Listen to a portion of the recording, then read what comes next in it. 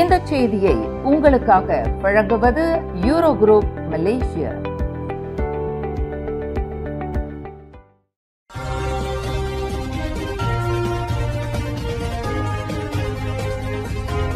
வணக்கம். திசைகளின் 5 மணி செய்திகள். அரசு ஊழியர்களின் கட்டாய பணி ஓய்வு வயது வரம்பு 65 உயர்த்த பரிசீலனை.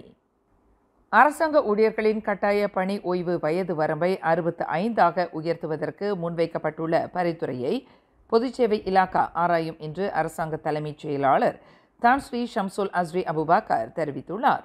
இந்த உத்தேச பரிந்துரை குறித்து தீர்க்கமாக முடிவு எடுக்கப்படுவதற்கு முன்னதாக விரிவான ஆய்வு மேற்கொள்வதற்கு கால அவகாசம் தேவைப்படுகிறது என்று அவர் குறிப்பிட்டார். இப்போதைக்கு எந்தவொரு ஆய்வும் மேற்கொள்ளப்படவில்லை என்றாலும் அந்த பரிந்துரையின் உள்ளடக்கம் முழுமையாக ஆராயப்படும் என்று தான் ஸ்ரீ ஷம்சுல் அஸ்ரி தெரிவித்தார்.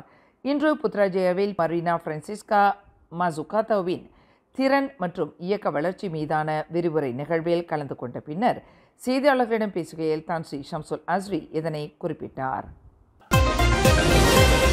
ஜாசிகா முன்னாள் தலைவரும் முன்னாள் முதலமைச்சருமான லிம் குவான் எங் சம்பந்தப்பட்ட பினாங்கு கடலடி சுரங்கப்பாதை திட்ட லஞ்ச ஊழல் வழக்கில் அரசு தரப்பின் முக்கிய சாட்சி ஒருவர் 10 பேர் கொண்ட கும்பல் ஒன்றினால் கடுமையாக தாக்கப்பட்டுள்ளார்.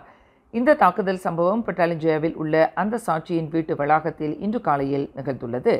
ஒரு வர்த்தகரான அந்த சாட்சியின் வாயிலும் கைகளிலும் கடும் காயங்கள் ஏற்பட்டுள்ளன. இந்த தாக்குதலுக்கு முன்னதாக சம்பந்தப்பட்ட வர்த்தகரின் 2 மெய்காவலர்கள் அந்த கும்பலால் வளைத்து பிடிக்கப்பட்டு கை கால்கள் கட்டப்பட்டுள்ளனர். கோலாலம்பூர் செஷன்ஸ் நீதிமன்றத்தில் நடைபெற்று வரும் லிம் குவான் எங்கிற்கு எதிரான லஞ்ச ஊழல் வழக்கில் அந்த வர்த்தகர் அரசு தரப்பின் முக்கிய சாட்சி என்று தெரிவிக்கப்பட்டது. கை கால்களை மடக்கி கொண்டு வீட்டில் இருக்கும்படியும் ஹீரோவாக முயற்சிக்க வேண்டாம் என்றும் இதற்கு முன்பு கைபேசியில் தமக்கு மிரட்டல் விடுக்கப்பட்டதாக அந்த வர்த்தகர் குறிப்பிட்டார். இச்சம்பவம் குறித்து கருத்துரைத்த அரசு தரப்பு வழக்கறிஞரான துணை பப்ளிக் ப்ராசிக்யூட்டர் டத்தோ ஷஹருடின் வான்லடி வரும் ஆகஸ்ட் 19ஆம் தேதி நடைபெறும் வழக்கின் போது நீதிபதியிடம் இது குறித்து புகார் அளிக்கவிருப்பதாக தெரிவித்தார். நாட்டின் 8வது பிரதமராக தாம் பொறுப்பேற்றிருந்த போது அதிகார துஷ்பிரயோகம் மற்றும் சட்டவிரோத பணமாற்றத்தில் ஈடுபட்டதாக 7 குற்றச்சாட்டுகளை எதிர்நோக்கியுள்ள தான் ஸ்ரீ முஹிடின் யாசின் அந்த 7 குற்றச்சாட்டுகளையும் ரத்து செய்யக்கோரி சட்டத்துறை அலுவலகத்தில் பிரதிநிதித்துவ மனு ஒன்றை தாக்கல் செய்துள்ளார். தான் ஸ்ரீ முஹிடின் யாசினுக்கு எதிரான இவ்வழக்கு இன்று கோலாலம்பூர் உயர் நீதிமன்றத்தில் நீதிபதி கே முனியாண்டி முன்னிலையில் நடைபெற்ற போது துணை பப்ளிக் ப்ராசிக்யூட்டர் டத்தோ வான் ஷஹருடின் வான்லாடி இதனை தெரிவித்தார். சட்டத்துறை தலைவரின் பரிசீலனைக்காக இந்த பிரதிநிதித்துவ மனுவை தனது வழக்கறிஞர் மூலம் தான் ஸ்ரீ முஹிடின் சமர்ப்பித்துள்ளதாக டத்தோ வான் ஷஹருடின் நீதிமன்றத்தில் தெரிவித்தார். சட்டத்துறை தலைவரின் முடிவு தெரியும் வரை இவ்வழக்கு விசாரணையை வரும் அக்டோபர் 7ஆம் தேதிக்கு ஒத்திவைப்பதாக நீதிபதி கே முனியாண்டி அறிவித்தார். கிள்ளான் அருகில் உள்ள புலாக்கத்தாம் படகுத்துறையில் மாதுவும் அவரது மகளும் கடலில் விழுந்து மரணமுற்றனர். இந்த சம்பவம் இன்று அதிகாலை 6:39 மணி அளவில் நிகழ்ந்தது. தனது 3 வயது மகளை அழைத்து கொண்டு படகுத்துறையை நோக்கி சென்ற அந்த மாதுவும் அவரின் மகளும் திடீரென்று காணவில்லை என்று படகுத்துறையில் பொருத்தப்பட்டுள்ள சிசிடிவி கேமரா பதிவில் தெரிய வந்துள்ளது. 41 வயது மாதுவும் அவரின் மகளும் படகுத்துறையில் விழுந்ததை போலீசார் உறுதிப்படுத்தினர்.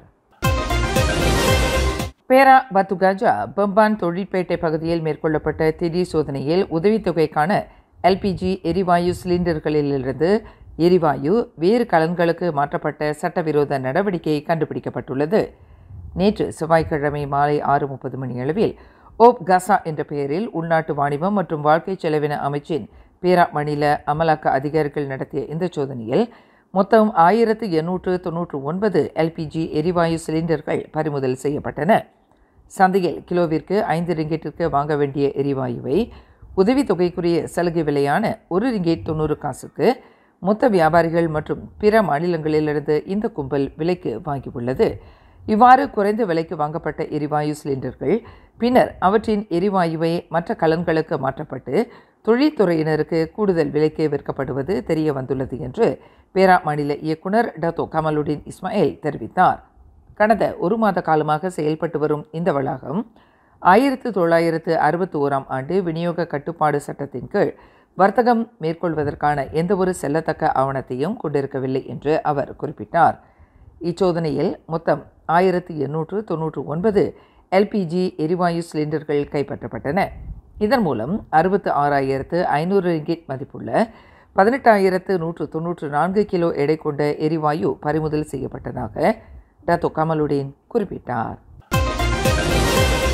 காருக்குள் ஆபாச நடவடிக்கையில் ஈடுபட்டதாக சந்தேகிக்கப்படும் பல்கலைக்கழக மாணவர்களான ஒரு காதல் ஜோடி கைது செய்யப்பட்டுள்ளனர்.